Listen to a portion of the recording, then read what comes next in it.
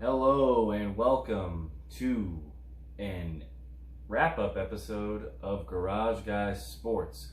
We are wrapping up Sunday, week 6 of the NFL, going into Monday night, and wrapping up the NLCS as well. We'll start off with NFL results.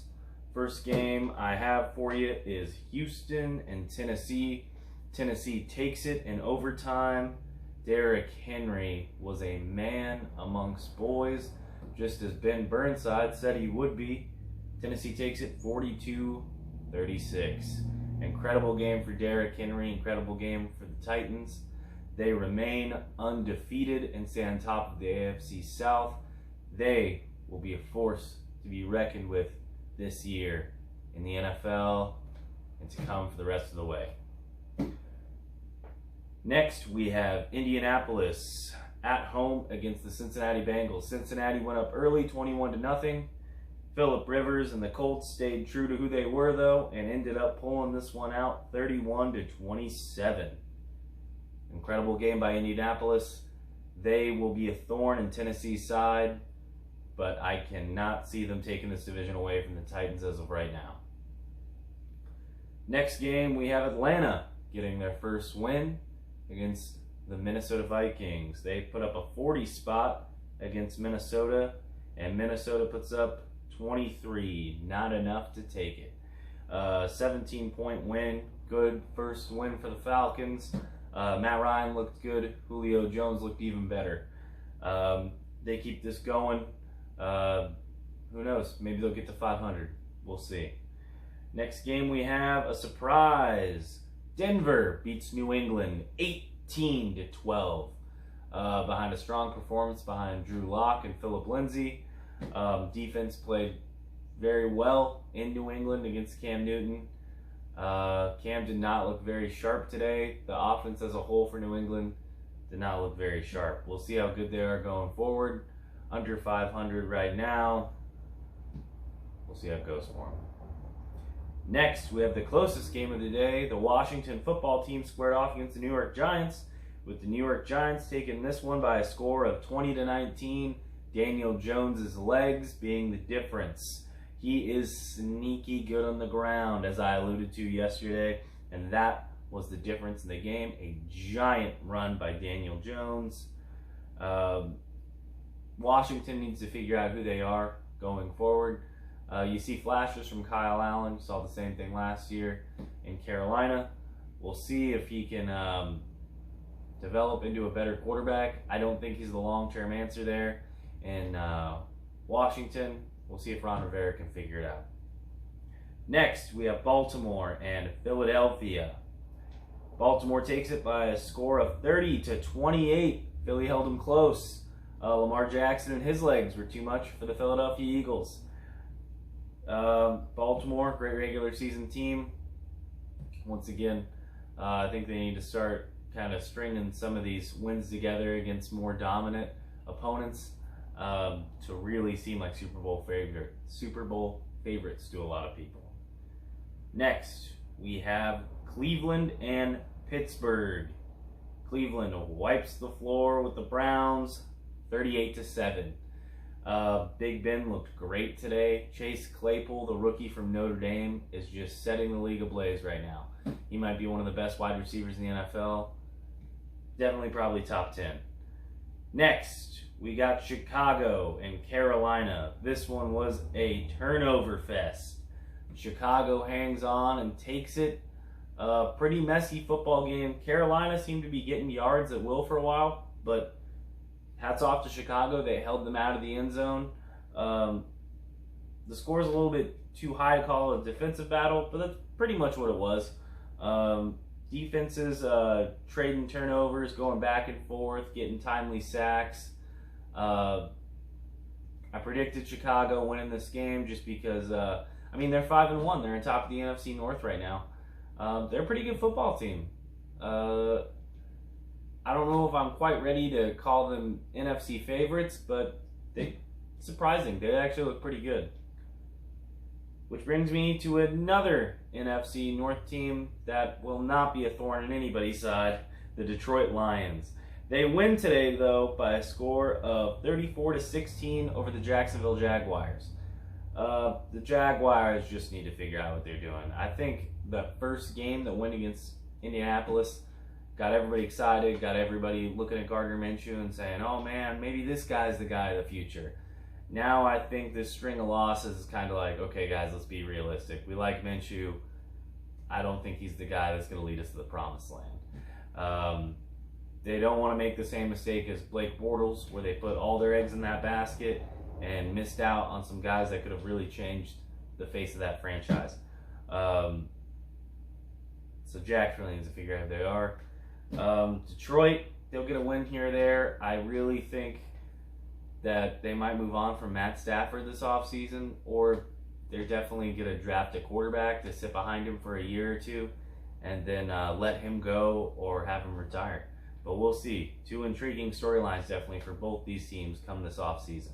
But staying in this season right now, we go to the worst team this season, the New York Football Jets. And they lost today by a score of 0-24 against the Miami Dolphins. Fitzpatrick looked pretty good, but more importantly, Tua Tagovailoa saw his first NFL action, saw one series. I believe he was 2 for 2 for 10 yards. Pretty decent. Too small of a size and against too bad of a team, too late in the game, garbage time to really say if he's going to be good or not. Ball zipped out pretty well. It was cool seeing him on a field in a uniform. But we obviously have to see some more for him. But the Dolphins are a 500 football team, so I think they're going to stick with Fitzpatrick for the rest of the season. See if they can't maybe wiggle their way into the playoffs with this extra playoff team this year.